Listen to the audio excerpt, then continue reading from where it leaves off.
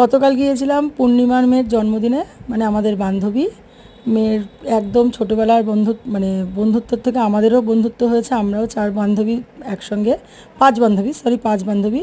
তা প্রথমে এই যে আমরা যাওয়ার পরও আমাদেরকে দিয়ে একটু আশীর্বাদ করে নিয়েছে। প্রথমে পম্পা, সীমা, তিয়াশার মা, আর লাস্টে আমি মানে আশীর্বাদ করেছি।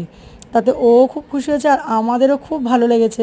কারণ সচরাচর তো সবাই বান্ধবীদের দিয়ে করায় না, বাড়ির লোককে দিয়ে করায়, কিন্তু আমাদেরকে দিয়ে করানোতে আমরা খুব খুশি হয়েছি। আর দেখো এই যে আমার পালা এসছে, এখন আমি একটু আশীর্বাদ করে আবার একটু পায়েসও খাই দিয়েছি। ও কিন্তু সম্পর্কে আমার বোন হয়, মানে আমার এক কাকাতো বোন আর কি, বাবার পরিচিত।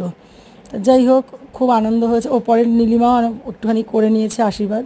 তারপরে যে এখন একটু কেক কাটাকাটি হচ্ছে। কেক কাটার পরে মানে ও যে এত আনন্দ পেয়েছে, মানে কেকটা কাটিং করেই সঙ্গে সঙ্গে দেখো মুখে দিয়ে দিয়েছে।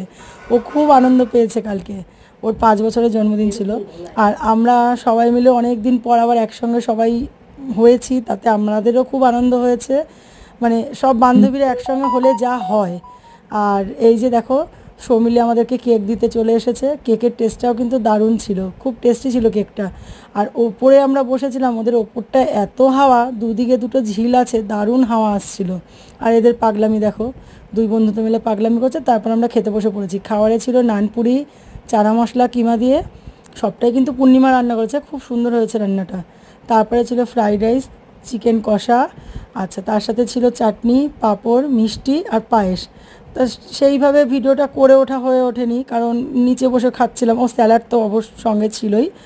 আর কালকে খাওয়া দাওয়াটাও খুব ভালো হয়েছে। সবথেকে বড় কথা, আমরা সবাই মিলে বসে এত আনন্দ করেছি যে বলার মতন না। বাচ্চাদের নিচে দিয়েছে, আমাদেরকে ওপরে দিয়েছিল খেতে, খুব আনন্দ হয়েছে।